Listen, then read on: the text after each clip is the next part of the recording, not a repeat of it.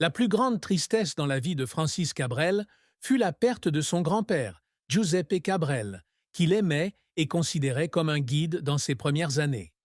Giuseppe est décédé en 1968, alors que Francis venait d'avoir 15 ans et commençait à explorer la musique à travers ses premiers accords.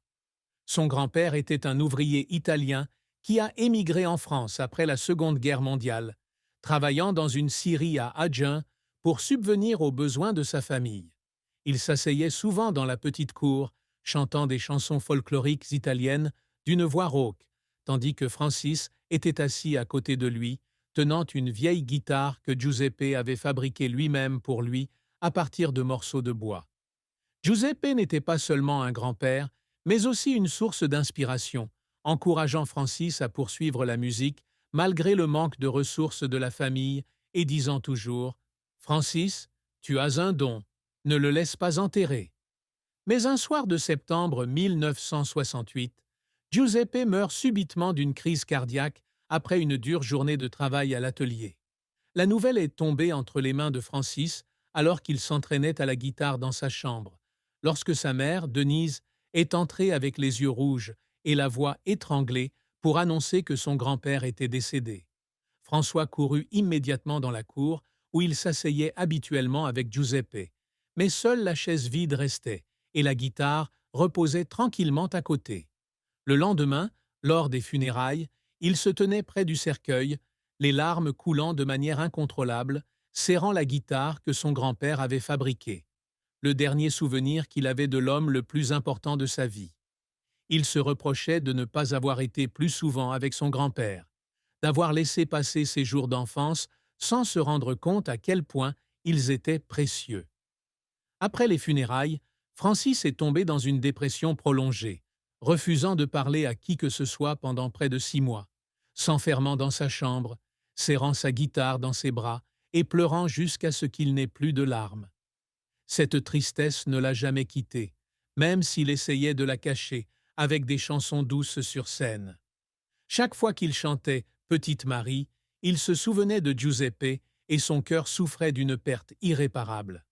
La carrière de Francis Cabrel est une longue histoire de talent naturel, de persévérance acharnée et de larmes silencieuses versées dans l'obscurité. Il a commencé son parcours musical à la fin des années 1960, alors qu'il était un adolescent timide à Astafort. Avec sa voix chaleureuse, influencée par la musique folklorique française, mêlée à un lyrisme caractéristique, et son jeu de guitare habile, il a rapidement attiré l'attention lors des concours locaux. À 20 ans, il participe en 1974 à un concours de chant à Toulouse, où il interprète Petite Marie, une chanson qu'il compose lui-même et qu'il dédie à sa future épouse, Mariette. En remportant le concours, il décroche un contrat avec CBS et la chanson devient un énorme succès sur son premier album Les Murs de poussière, 1977, vendu à plus de 200 000 exemplaires et marquant le début d'une brillante carrière. Son plus grand succès en carrière arrive en 1979 avec Je l'aime à mourir, extrait de l'album Les chemins de traverse. À l'âge de 26 ans, Francis a écrit lui-même les paroles et la musique, livrant une chanson simple mais profonde sur l'amour intense. La chanson a non seulement dominé les charts français, mais s'est également répandue en Europe et au Canada, se vendant à plus d'1 million d'exemplaires et étant traduite dans de nombreuses langues, dont l'espagnol par Luis Gómez Escolar, sous le titre La quiero a morir. Cette chanson lui vaut le Grand Prix du disque en 1980, confirmant son statut d'auteur-compositeur de premier plan. Le succès suit avec L'encre de tes yeux, 1980, et Sarbacane, 1989, deux chansons qui reflètent son style unique, à la fois doux et profond, lui valant l'amour du public et de nombreuses victoires de la musique. Non seulement chanteur, Francis était aussi un compositeur talentueux, collaborant souvent avec des amis comme Jean-Pierre Bucolo, qui a contribué aux mélodies de plusieurs de ses chansons célèbres.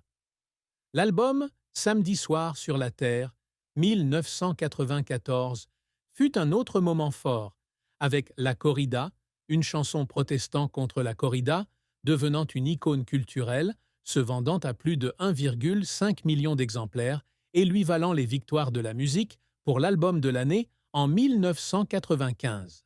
Ses succès ne furent pas seulement des triomphes commerciaux, mais aussi un témoignage de son talent d'auteur-compositeur, de sa voix et de sa capacité à transmettre des émotions, faisant de Francis Cabrel l'un des artistes les plus emblématiques de France avec plus de 25 millions de disques vendus dans le monde.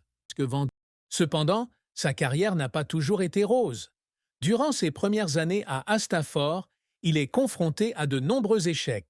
Un projet musical dans lequel il s'était investi avec beaucoup d'efforts en 1972. Un album inspiré de la musique folk américaine de Bob Dylan part en fumée lorsque personne n'accepte de le financer. Il a passé des mois à composer et à s'entraîner, empruntant même de l'argent à sa mère pour acheter une nouvelle guitare. Mais le résultat a été une grande déception. Après l'annulation de l'audition finale à Bordeaux, Francis s'est assis seul sur les rives de la Garonne, regardant l'eau couler et a fondu en larmes. Non pas parce qu'il avait raté l'occasion, mais parce qu'il avait le sentiment d'avoir laissé tomber Giuseppe, qui avait toujours cru qu'il réussirait. Il se demandait s'il devait abandonner son rêve et retourner travailler comme postier, comme son père l'avait souhaité. Les efforts pour le faire pleurer ne s'arrêtèrent pas là. En 2001, à l'âge de 48 ans, Francis décide d'autoproduire l'album Les Beaux Dégâts. Il voulait prouver qu'il pouvait se réinventer, écrire des paroles, composer de la musique et superviser chaque étape de la production sans trop compter sur Bucolo ou Escolar. Il a passé des mois dans son home studio à Astafort, travaillant sans relâche pour perfectionner chaque chanson, espérant que ce serait une percée. Mais l'album n'a pas rencontré le succès escompté, a été critiqué par les critiques pour son manque de percée, et les ventes n'ont été que moyennes. Tard dans la nuit, après avoir lu des critiques négatives, Francis s'est assis seul dans le studio, les larmes coulant sur ses joues. Il n'a pas pleuré à cause de l'échec de l'album, mais parce qu'il avait l'impression de ne pas être assez fort pour se surmonter, tout comme il était impuissant lorsqu'il a perdu son grand-père. Bien qu'il ait continué à sortir des albums tels que Des roses et des orties, 2008, et Vise le ciel, 2012, la douleur de ses échecs reste une part indélébile de sa carrière. Francis Cabrel s'efforce toujours d'accomplir de plus grandes choses dans sa vie, non seulement pour affirmer son talent, mais aussi pour tenir la promesse faite à son grand-père qu'il fera quelque chose de grand. Pour lui, la musique n'est pas seulement une carrière, mais un moyen pour lui de se connecter avec son public, de raconter des histoires d'amour, de tristesse et de la beauté de la vie simple. L'un de ses plus grands objectifs est de créer des chansons intemporelles qui résonnent auprès des générations. Je l'aime à mourir est la première étape de ce voyage, lorsqu'il écrit sur le véritable amour avec simplicité et sophistication. Il a passé des mois assis sous un olivier dans son jardin, à écrire ses sentiments à propos de Mariette, et le résultat a été une chanson qui est encore appréciée aujourd'hui, souvent reprise par des artistes du monde entier.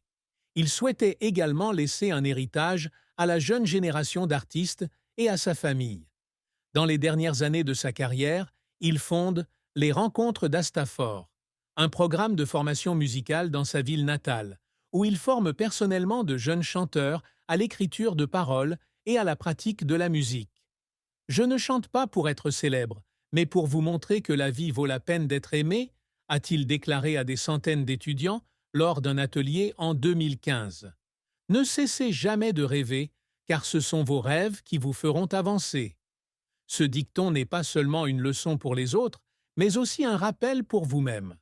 L'album Vise le ciel, une interprétation en français des chansons de Bob Dylan, sorti en 2012, marque une nouvelle étape dans ce voyage, puisqu'il livre un projet émotionnel en hommage à son grand-père et à son enfance à Agenais. L'amour et le mariage de Francis Cabrel constituent un chapitre émouvant de sa vie, rempli de joie et de peines inoubliables. Il a épousé Mariette Dargeau en 1974, alors qu'il avait 21 ans et elle 20. Ils se sont rencontrés lors d'un bal à Hastafor, alors que Francis se produisait dans un petit bar, et Mariette, une douce fille du village, a été captivée par sa voix grave. Avec son sourire chaleureux et sa sincérité, Mariette devient rapidement sa compagne, tandis que Francis lui apporte la légèreté et la poésie d'un jeune artiste en herbe. Ils se sont mariés lors d'une cérémonie simple à l'église du village et ont eu ensemble 3 enfants. Aurélie en 1976, Manon en 1985 et Thu en 1904. Thu a été adopté au Vietnam. Durant les premières années de leur mariage, ils vécurent heureux dans une petite maison à Hastafor, se promenant souvent ensemble dans les champs et partageant des rêves d'avenir. Leur mariage a duré plus de 4 décennies, l'une des rares relations durables parmi les artistes français. Cependant, les choses ne se passent pas toujours comme prévu. Dans les années 1980, alors que la carrière de Francis était à son